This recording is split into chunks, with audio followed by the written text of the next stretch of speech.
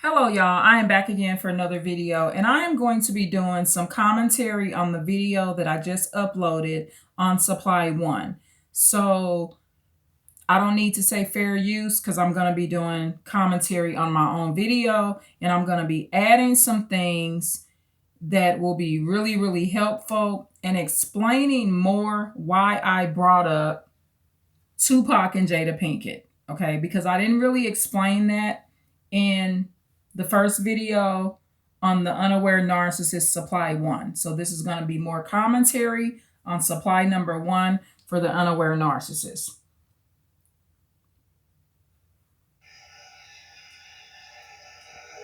Hello, y'all. I am back again for another video. And this video is going to be about the unaware narcissist and a supply source, which means the victims, y'all, or one of the victims. And I definitely won't be able to cover everything in just one video because there's going to be multiple supply sources that I'm going to be going over for the unaware narcissist. Now, as you all know, the unaware narcissist is a particular person that is not aware of themselves or who they are, or may not be at a point in their life where they're even recognizing that they lack empathy or emotional empathy for others, or even just empathy in general. So, with this being said, I'm going to explain something to you, okay? I have been victimized by narcissists, and because I am a lady, of course, I'm going to be befriending the opposite sex, okay? Because I am a what you would consider a straight female, okay? So I dated men, been a girlfriend, been a wife. So with that being said, there's probably more men that I've met throughout my lifetime that I did not have any sort of relationship with. So I've dodged a lot of bad situations. So I'm going to give you an example here. Tupac. Now they're saying Jada Pinkett is a narcissist. HG Tudor went over that as well, and he clarified or confesses and gave the accurate information of his perspective and his professional opinion that Jada Pinkett is a narcissist. From the way H.G. Tudor explained it, I would have to agree with his perspective, okay? So, because remember, determining if someone is a narcissist, which is someone that lacks emotional empathy, however, maybe they sometimes would be able to process cognitive empathy, but I think for a lot of narcissists, that may be very difficult as well, depending on how they were raised. So, there's a particular friend of mine, and I stay clear of certain friends. Like when I say friend, I mean I've known the person a very long time. They've helped me with information or other things. You know, they've been a friend. I've never had a violent situation with them. I've never, cursed them out. They've never cursed me out. So, with that being said, over a period of time, you begin to notice patterns with people. So I thought of this idea. I said, well, I can do a series of videos about the unaware narcissist. So because I'm a lady, I am going to be interacting with men quite a bit and other ladies. But the average lady that I interact with, I'm very careful and cautious about who those women are. But of course, since I have an attraction to the opposite sex, I am going to attract narcissists. Okay, along with the emotional empathy that I am going to be able to have, they're going to be quite fond of me. So, with that being said, this video is going to be going over supply one. So, the unaware narcissist one of their supplies, and this is going to be part one. Okay. So remember, this narcissist, I've known this narcissist for decades and decades, and this particular male narcissist has had more than one supply. So here I go. So supply number one, it's a male narcissist. So supply number one is a lady that he's known over 30 years now. She began as a friend, and somewhere throughout the 30 years, she began to become a lover. Some of the relationship, I think she was future faked and considered a girlfriend, a live-in girlfriend. So there was this on and off relationship with supply one, known her for 30 years. Okay. So this unaware narcissist ended up buying a home, and the victim, which is supply one to this unaware narcissist, she was already in a no contact. So the unaware narcissist hoovered her and reached out through a DM or messenger and told her, you know, it could have been me and you in this big home, or this home I just bought. It's a big, big home. So she falls for it. And so the reason I mentioned in this video at some point about Tupac and Jada Pinkett is because, of course, HG Tudor has declared Jada Pinkett as a narcissist. And Tupac was great friends with Jada Pinkett. And in my opinion, there probably was some crush or some bond that they had. I don't know if they ever was intimate on that level. I don't think it went too far. However, I'm bringing up Tupac and Jada Pinkett to use myself as an example of kind of understanding the perspective that Tupac Shakur came from. And so without Tupac ever having to know the word narcissist, Tupac had enough experience with the street game to know pretty much what she was, which is Jada Pinkett. He knew what she was without knowing the word, y'all.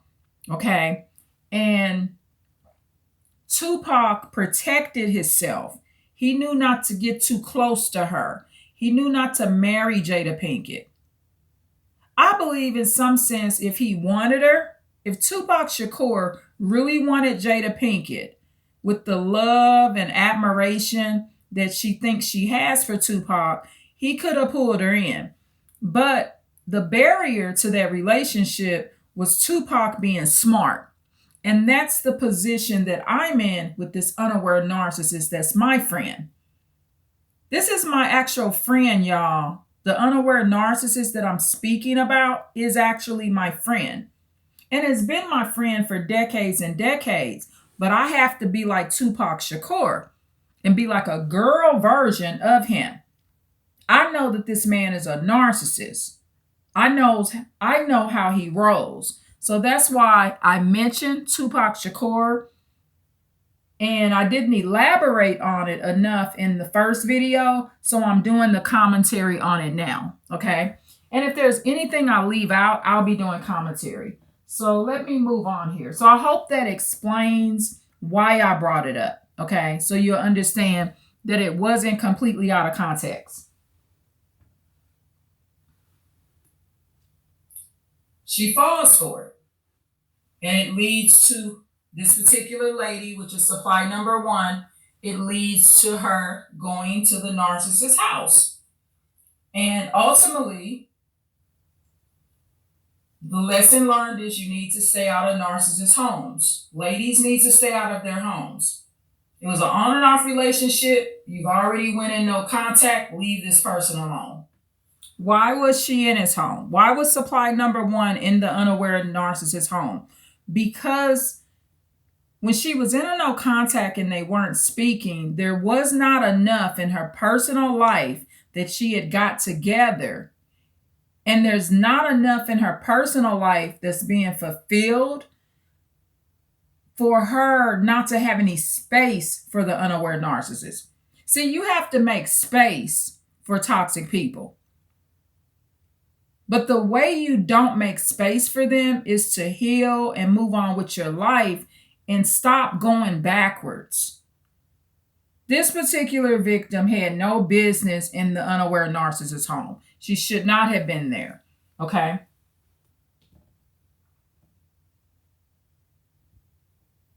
Shit, you've already went in no contact, leave this person alone.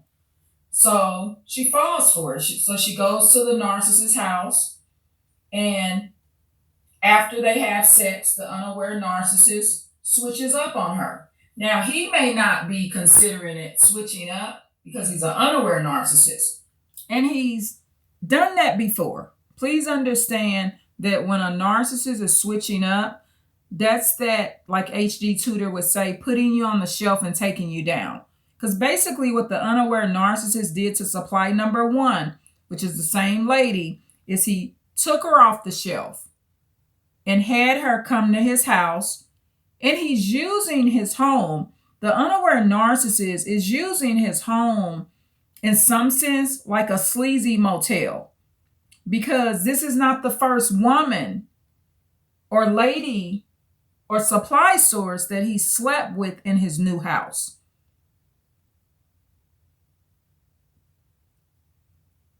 You know, sometimes you think, okay, you want to look at a person's history. Look at their last 5 to 6 years of history of what they've been doing in their new residence. How many ladies and men have they brought in the new residence? Okay? And consider that. So you will know that this person has not changed, okay? So he's not aware of what he's doing, but this is what he did. He switched up because he told me that he messaged her, and he said, you know, it should have been me and you buying this house. She got baited in because of the Hoover to suck her back in, and she went over there, had sex with the narcissist. Right after sex, she wants to talk about this, us being in the house thing, because that's the way he baited her back in. You can't make deals with narcissists, whether they're unaware or aware. When they're baiting you in and promising you something, the deal will go void. And that will be a blessing. When you look back on that, you'll say, thank the Lord that it went void and didn't go anywhere. You cannot make deals with these people. There's no financial benefit. All you're going to do is lose money. I can promise you that.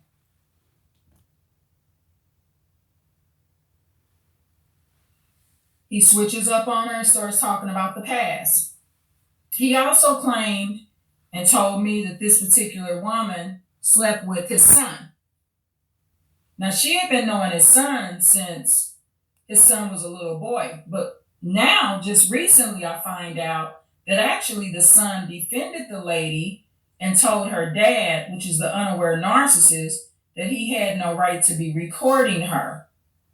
And I mean recording like this particular unaware narcissist, that's my friend, he will record people. He will put secret recorders under people's beds and in their apartments. And in their, you got to think about that when you're letting people in your house, that they putting secret recorders in your home. It's definitely a violation of your boundaries. Please like, share, and subscribe, and I'm going to do more commentary on Supply One. Thank you. Bye.